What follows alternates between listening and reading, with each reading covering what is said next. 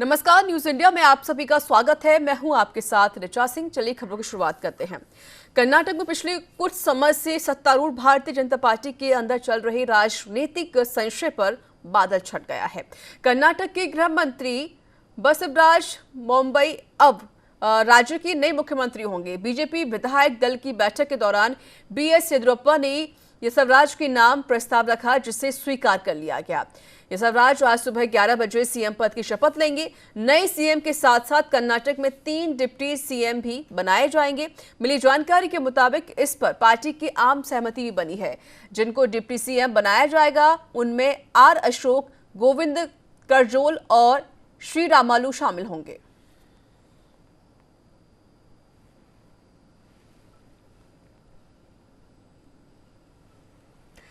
तो वहीं पश्चिम बंगाल की मुख्यमंत्री ममता बनर्जी ने मंगलवार को लोक कल्याण मार्ग पहुंचकर प्रधानमंत्री नरेंद्र मोदी से मुलाकात की। पीएम मोदी के साथ ममता बनर्जी की करीब 40 मिनट तक चली बैठक में कोरोना के हालात से लेकर वैक्सीनेशन तक चर्चा हुई है।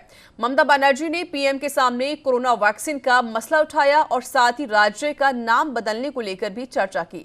ममता बनर्जी ने पीएम से मुलाकात के बाद कहा कि जनसंख्या के हिसाब से हमें कम वैक्सीन मिली। पीएम मोदी ने इस पर आश्वासन दिया है कि जरूर देखेंगे। ममता बनर्जी ने कहा कि प्रोटोकॉल के तहत पीएम से मुलाकात की। हमने तीसरी बार मुख्यमंत्री बनने के बाद ही पीएम से मिलने का समय मांगा था।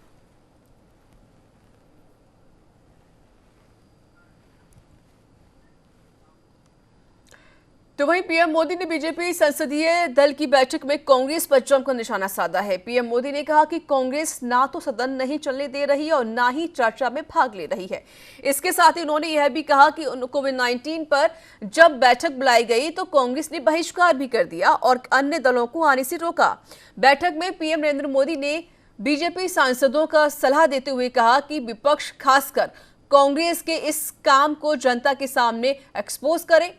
पीएम मोदी ने बीजेपी सांसदों से कहा कि 16 अगस्त के बाद आप सभी अपने अपने क्षेत्रों में जाएं और सरकार की 8 योजनाओं की जानकारी दें। इसके साथ ही 75 साल से जो हो रहा है उसको लेकर और अगले 25 साल के लिए लोगों के बीच जागरूकता फैलाएं।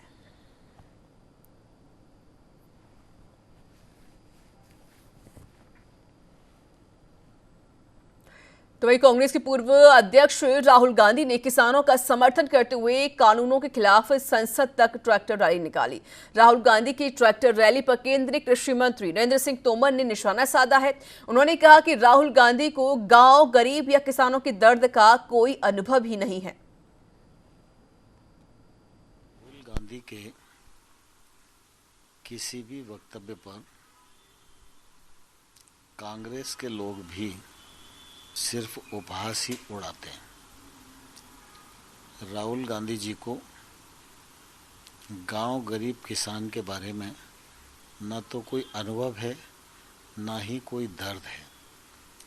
अपने राजनीतिक वर्चस्व को बनाने की असफल कोशिश में दिन प्रतिदिन झूठ बोलने के वो आदी हो गए। भारतीय जनता पार्टी, भारत सरकार और प्रधानमंत्री नरेंद्र मोदी जी लगातार किसानों के हित में गत 7 वर्षों से काम कर रहे हैं, जिसका फायदा देश भर में। असम और मिजोरम के बीच सीमा विवाद का मुद्दा अब राष्ट्रीय रूप लेने लगा है और इस पर राजनीतिक बयानबाजी का दौर भी शुरू हो गया है। इसको लेकर कांग्रेस नेता राहुल गांधी ने असम मेघालय हिंसा को लेकर गृह मंत्री अमित शाह पर निशाना साधते हुए ट्वीट किया। उनके ट्वीट का पलटवार करते हुए केंद्रीय मंत्री मुख्तार अब्बास नकवी ने कहा कि राहुल गांधी कब से सर्टिफिकेट देने लगे, अभी भी सामंती सुरूर और सत्ता का गुरूर उनके सर चढ़कर बोल रहा है। भैया वो कब से सर्टिफिकेट देने लगे, अभी भी सामंती सुरूर और सत्ता का गुरूर इनके सर पे चढ़ के बोल रहा है। अभी इससे पहले तो इतने शरीफ आदमी थे मनमोहन सिंह जी, उनको तो ये सर्टिफिकेट रोज देते थे, उनके अध्यादेशों को रोज फाड़ फोड़ के फेंकते थे। अभी भी उनका वही दिमाग चल रहा है, सामंती सुरूर और सत्ता का गुरूर, उसी से चकनाचूर है। पश्चिम बंगाल की मुख्यमंत्री ममता बनर्जी और मध्य प्रदेश के पूर्व सीएम कमलनाथ के बीच मुलाकात हुई। दोनों ने एक दूसरे से काफी देर तक दिल्ली में मुलाकात कर बातचीत की। मुलाकात के बाद कमलनाथ ने कहा कि दोनों के बीच देश के मौजूदा हालात पर बात हुई है और वहीं कमलनाथ ने यह भी कहा कि मैंने उन्हें बंगाल में मिली चुनावी जीत के बाद बधाई दी।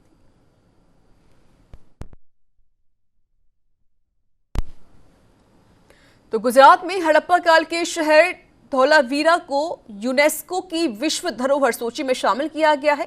धौलावीरा दूसरा ऐसा स्थल है जिसे इस महीने विश्व धरोहर सूची में शामिल किया गया है। इससे पहले तेलंगाना में वारंगल में पालमपेट स्थित रामप्पा मंदिर को भी इस सूची में शामिल किया गया था। धौलावीरा को वर्ल्ड हेरिटेज लिस्ट में शामिल करने की जानकारी देते हुए यूनेस्को ने ट्वीट किया, भारत में हड़प्पा काल के धौलावीरा शहर के विश्व धरोहर सूची में शामिल किया गया है। यूनेस्को की विश्व धरोहर समिति के 44वें सत्र के दौरान धौलावीरा और रामप्पा मंदिर को इस सूची में शामिल किया गया। धौलावीरा को शामिल किए जाने के बाद अब गुजरात में 4 विश्व धरोहर स्थल हो गए हैं। अहमदाबाद, चंपानेर और पाटन में रानी की वाव को पहले से ही विश्व धरोहर स्थल का दर्जा प्राप्त है।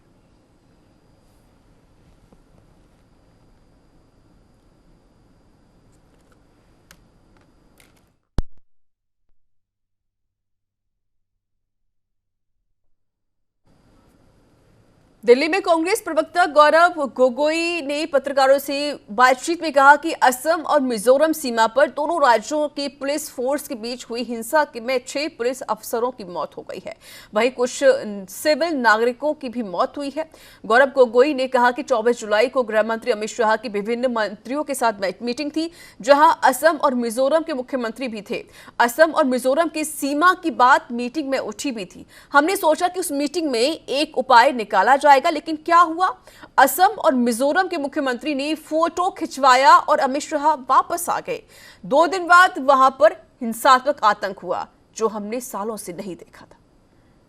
दिन असम मिजोरम के सीमा पर जो दोनों राज्यों के पुलिस फोर्स के बीच में जो गोली और जो हिंसा हुई है, उसको लेके अभी तक हमारे जानकारी में 6 पुलिस अफसर ने उनकी मृत्यु हुई है। बहुत से पुलिस अफसर घायल हुए हैं और बहुत से सिविलियन आम नागरिक, देश के नागरिक आज घायल हुए हैं। तो सबसे पहले जो हमारे मृतक हैं उनके परिवार के प्रति हम सभी मिलकर हम अपना श्रद्धांजलि देते हैं, अर्पण करते हैं और ईश्वर से प्रार्थना करते हैं कि जो लोग आज अस्पताल में हैं, ट्रीटमेंट कर रहे हैं, उनमें से हमारे महाराष्ट्र के एक अफसर, आईपीएस अफसर वैभव निम्बलकर भी हैं। तो सभी के स्वास्थ्य के लिए हम भगवान से हम प्रार्थना करते हैं। चित्रकला के विविध आयामों में मिनिएचर पेंटिंग अपनी विशेष पहचान रखती है। अपने चटक रंगों और विविध विषयों में चित्रांकन की यह कला समय के साथ अपना वजूद खोती जा रही है और यही सही इसका असर कोरोना महामारी ने भी निकाल दी। वही राम भी रूठा तो राज में भी रूठने में कोई कसर नहीं छोड़ी। कलाकार आज भी सरकारी सहायता की उम्मीद लगाए बैठे हुए हैं। इसी तरह मिनिएचर कलाकार से बात की संवाददाता रमेश पुरोहित ने।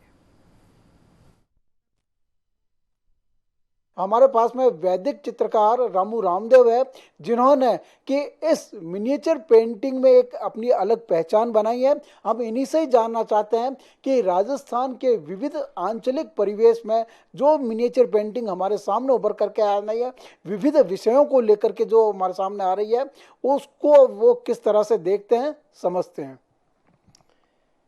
राजस्थान कलाओं की नगरी है, चाहे वो जयपुर शैली हो, जोधपुर शैली हो, मेवाड़ शैली हो, किशनगढ़ शैली हो। इन शैलियों ने उस जगह को विश्व स्तर पर पहचान दिलाई है। मैंने एक ऑनलाइन क्लासेस ली थी मिनिएचर पेंटिंग सिखाने के लिए कोरोना पीरियड में। तो किशनगढ़ शैली पर मैंने एक विशेष वर्कशॉप आयोजित किया था। तो मैंने सोचा मैं क्यों ना मैं किशनगढ़ को मैप पे थोड़ा देखूं कि वो कहाँ है। तो आप ताज्जुब करेंगे कि आज की तारीख में भी किशनगढ़ का मैप में कहीं स्थान नहीं है, राजस्थान सरकार के मैप में। तो किशनगढ़ का नाम पूरी दुनिया में आज फेमस है। उसकी वजह उसकी वजह है वहाँ की किशनगढ़ शैली की बनी ठनी, जो हिंदुस्तान की मोनालिसा के नाम से जानी जाती है। किशनगढ़ का विशेष रूप से इसलिए वर्णन करना चाहता हूँ कि एक कलाकार ने अपनी कालजयी कृति बना करके किशनगढ़ को आज पूरी दुनिया में फेमस किया है, तो उस कलाकार की महानता, उसकी कला की महानता की देन है।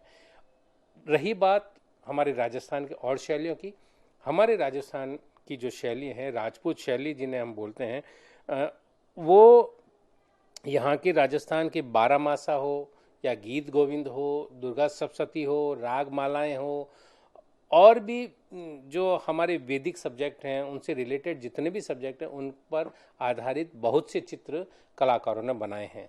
जयपुर में आदमकद चित्र भी बने हैं।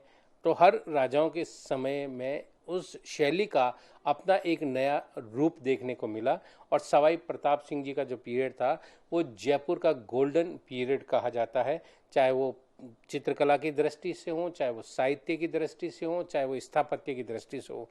जब हम चित्रकला के जो समय विस्तार की हम बात करते हैं तो आज उस जगह पे हम खड़े हैं, वहाँ पर क्या आपको लगता है कि युवा वर्ग एकेडमिक करियर कॉन्शियस होते हुए भी क्या इन मिनिएचर पेंटिंग्स के माध्यम से भी अपना जो है भविष्य तलाश रहे हैं, या कि देश और दुनिया में जो मिनिएचर पेंटिंग राजस्थान के संदर्भ में एक पहचान बना रखी है उसका भविष्य किस तरह से देखते हैं आप? बहुत दुखद समाचार मैं आपको बताने वाला हूं कि ये हमारी जो पारंपरिक कला है ये मरणासन पर है। वजह यह है, भारत सरकार हो चाहे राजस्थान सरकार हो, दोनों के दोनों उदासीन हैं। हम जो कलाकार हैं, चाहे वो किसी फील्ड में हो, चाहे गायन वादन नृत्य किसी फील्ड के हों, अपनी कला को, हमारी संस्कृति को हम हमारे दम पे उसको जिंदा रखे हुए हैं। लेकिन 1.5 साल होने को आया, कोरोना काल ने इन कलाओं को पूरी तरह से ख़त्म कर दिया है। चूँकि फॉरेनर पर्यटक आते थे, वो हमारी कलाएं खरीदते थे, और भी फंक्शन होते थे, तो और कलाओं के जो कलाकार हैं उनको भी अर्थोपार्जन मिलता था।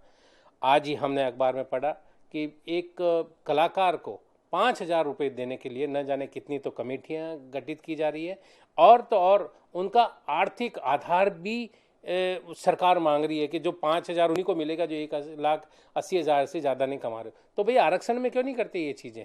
तो ये कलाकार के ऊपर ही क्यों थोपी जा रही है? मैं बहुत नाराज़ हूँ भारत सरकार से भी, मैं बहुत नाराज़ हूँ राजस्थान सरकार से भी, जिन्होंने कलाकारों को, जो हमारी विरासतकालीन कला को जिंदा रखे हुए हैं, उन सभी कलाकारों की तरफ से मैं भारत सरकार और राजस्थान सरकार से भी ये कहना चाहूँगा कि आप इन कलाकारों की सुध लीजिए, वरना ये जो कलाएँ हैं हमारे देखते देखते, आपके देखते देखते ही खत्म हो जाएगी। इसलिए कोई भविष्य मुझे अच्छा नज़र नहीं आ रहा है जब तक इसको राजाओं की तरह प्रशय या संरक्षण न मिले। मिनिएचर पेंटिंग ने जो पूरे दुनिया में राजस्थान को एक अलग सी पहचान दी है, आज ज़रूरत इस बात की है कि मिनिएचर पेंटिंग या कला के विविध जो आयाम है उनको जिंदा रखने के लिए सरकार की तरफ से भी अगर कोई सहयोग मिले तो निश्चित रूप से वह स्वर्ण काल की हम बात करते हैं वो एक बार फिर आएगा, जिसमें कलाओं के विविध जो माध्यम हैं वह अपनी जो है एक उत्कृष्टता का जो नमूना पेश करते हैं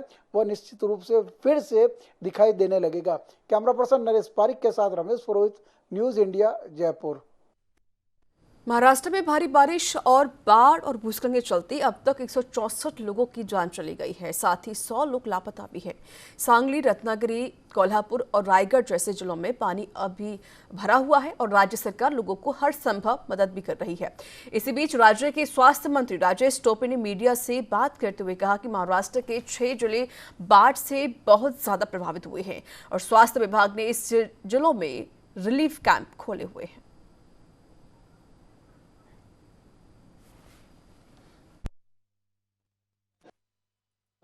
6 जिलों में बाढ़ की बहुत ज़्यादा अनुभूति हुई है, उसमें बहुत ज़्यादा परिणाम हुआ है। और मैं ये कहना चाहूँगा कि स्वास्थ्य विभाग ने हर डिस्ट्रिक्ट में एक जो भी गांव बाधित हुए हैं, प्रभावित हुए हैं बाढ़ से, उन गांव में कैंप्स खोले हैं, रिलीफ कैंप्स, और रिलीफ कैंप्स के माध्यम से वहां पर एक हेल्थ का यूनिट, छोटा गांव है तो 1 डॉक्टर एंड 2 नर्सेस, बड़ा गांव है तो 4 नर्सेस और 2 डॉक्टर्स, इस तरह से हर गांव में पथक तैयार किए गए हैं और वे सर्वेलेंस का काम करते हैं। सर्वेलेंस में जो भी बीमार दिखाई देता है उसके ऊपर उपचारों का काम करते हैं। मेडिसिन का पूरा प्रावधान वहां पर दिया गया है, खास तौर पर मेडिसिन बड़े संख्या में वहां पर मुकर्रर किए गए हैं।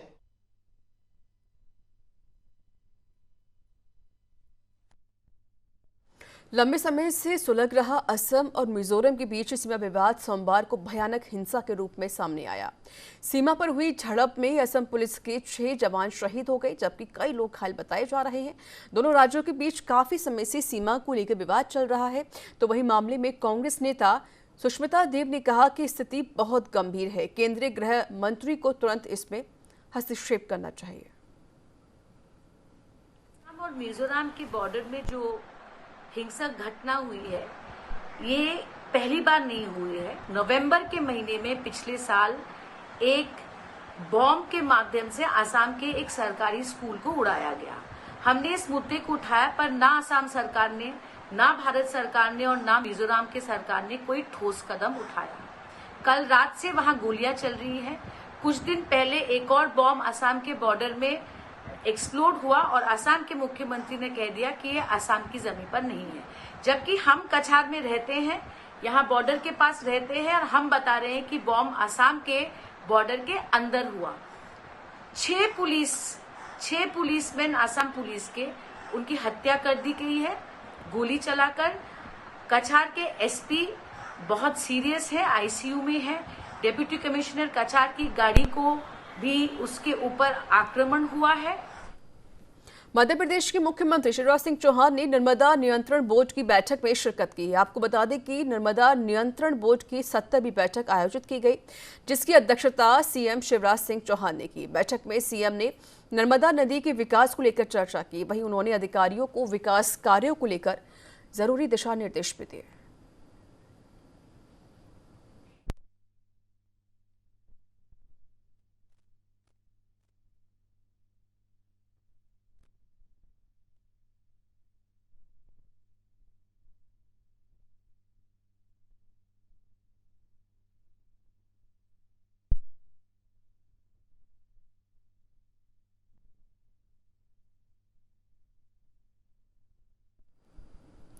चलिए खबरों में आगे बढ़ते हैं। पंजाब और राजस्थान के बाद अब कांग्रेस की छत्तीसगढ़ इकाई में घमासान शुरू हो गया है। छत्तीसगढ़ कांग्रेस के अंदर ही कलह खुलकर सामने आ रही है। मंगलवार को राज्य के मुख्यमंत्री भूपेश बघेल और स्वास्थ्य मंत्री टीएस सिंहदेव विधानसभा के सामने आ गए। तो वहीं मामले में पूर्व मुख्यमंत्री डॉक्टर रमन सिंह ने कहा कि 2.5 साल आते आते छत्तीसगढ़ सरकार पूरी तरह बिखर चुकी है। 2.5 साल आते आते सरकार पूरी तरीके से बिखर चुकी है। बिखरने की चरम स्थिति आज हाउस के अंदर देखने को मिला कि सरकार का मंत्री, जवाबदार मंत्री, आज सरकार के प्रति अविश्वास प्रकट करता है और ये कहता है कि जब तक मुझे संतोषजनक जवाब नहीं मिलेगा इस हाउस में, इस विधानसभा में मैं कदम नहीं रखूंगा। इसका मतलब है सरकार के अस्तित्व को नकार दिया गया। जब मंत्री का भरोसा सरकार से उठ गया है तो छत्तीसगढ़ के 2,70,00,000 जनता क्यों भरोसा करेगी।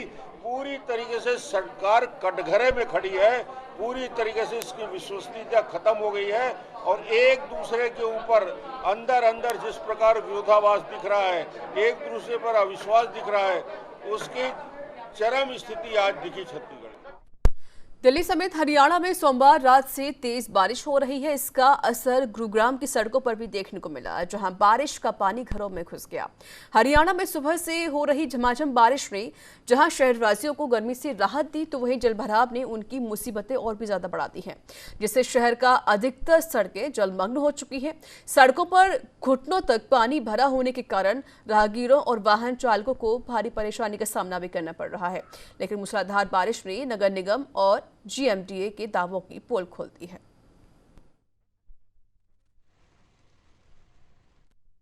जयपुर में भारतीय जनता पार्टी ने पूर्व राष्ट्रपति अब्दुल कलाम को उनकी पुण्यतिथि पर भावभीनी श्रद्धांजलि अर्पित की। पार्टी मुख्यालय में एक आयोजित कार्यक्रम में अध्यक्ष डॉक्टर सतीश पूनिया ने डॉक्टर कलाम के चित्र पर पुष्प अर्पित करके उन्हें श्रद्धांजलि दी। इस मौके पर अल्पसंख्यक मोर्चा के राष्ट्रीय उपाध्यक्ष हुसैन खान सहित बड़ी संख्या में कार्यकर्ता और पदाधिकारी मौजूद रहे।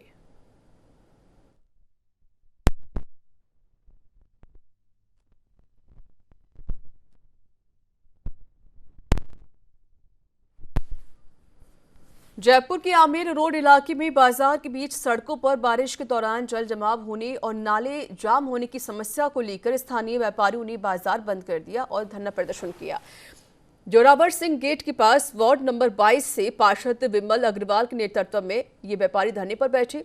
आरोप ये भी है कि बारिश का पानी भरने से परेशान व्यापारियों की समस्या को कोई बार बार नगर निगम हेरिटेज के अधिकारियों को बताया जा चुका है, लेकिन ज्ञापन भी दिया जा चुका है, लेकिन कोई भी सुनवाई नहीं हो रही है। अब व्यापारियों ने बाजार बंद करके विरोध जताया है।